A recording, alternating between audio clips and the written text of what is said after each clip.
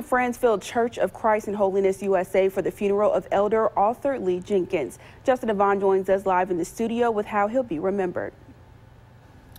The Jackson community gathered to pay their final respects to a man who was a brother, father, friend, and pastor to all who needed one.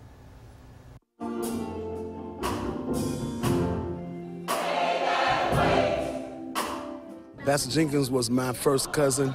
His daddy and my daddy were brothers. They come from a great legacy of preachers and people who did great work for God.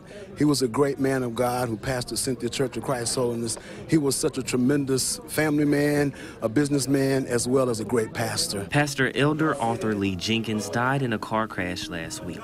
He leaves behind a legacy of love that is visible in each person he has ever come in contact with. The fondest memory I have of him is a person who stood on what he believed. He never wavered on the truth. A lot of times today people waver on the truth, but he never wavered on the truth. He always stood on the truth, and he stood on what was right. As the ceremony began and the choir started to sing, almost all traces of sadness began to disappear. He preached his brother, my dad's eulogy. And I'll never forget that day, the way he stood there and preached with such boldness and compassion that it moved me to ministry as well. And at the time, I was struggling through things, not only the loss of my dad, but just to see my uncle stand and preach such an awesome word.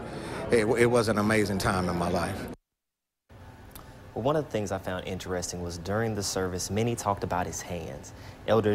Pastor Elder Arthur Jenkins owned a body shop for over 40 years, and it was said that there was never a car that he couldn't fix. Back to you, Linnea.